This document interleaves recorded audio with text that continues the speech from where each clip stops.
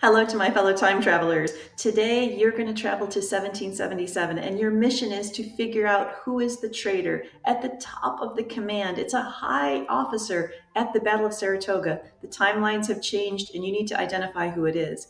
Well, you being Cap Westguard, assume it's got to be Benedict Arnold, right? He becomes a traitor later. Maybe he just became a traitor earlier. But your brother, Max, says no. At this point in history, Benedict Arnold is a hero, and here's his argument. He says, Cap, think about it. Benedict Arnold, at this point, he has done this almost mythical march on Quebec. He went up to Canada, he's injured. It's an incredibly courageous and bold move. And yes, he doesn't win the battle, but he showed his absolute dedication to the American cause. And that's not all.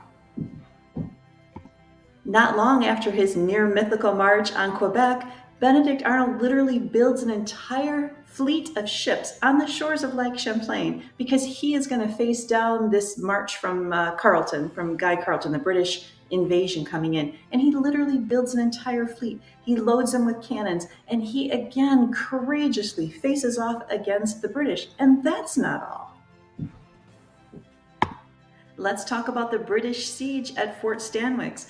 Benedict Arnold has this bold and audacious idea that he actually is able to trick the British into thinking he's got a large column of Continental soldiers coming, so much so that St. Leger and others back off on the siege. And St. Leger, remember, was supposed to go meet with General Burgoyne at the Battle of Saratoga. And if those two forces had been there, maybe that would have changed the outcome of the battle. But once again, Benedict Arnold's courage, his creativity stop that from happening. And that's not all.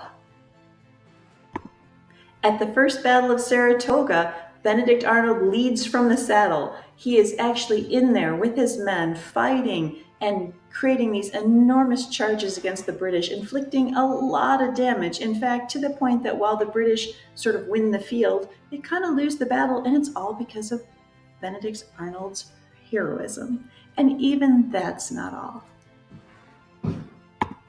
Right at the Battle of Saratoga, the second battle, where we are now trying to figure out how has history changed, once again, Benedict Arnold will be the hero. He will be the one that will lead the charge that basically will win the battle. So Max says to his brother, Cap Westguard, I don't think it's Benedict Arnold. I don't think he's the one that has become traitor. And Cap says, well, then who is it? And Max says, I think it's Horatio Gates. And I'll give you his arguments tomorrow.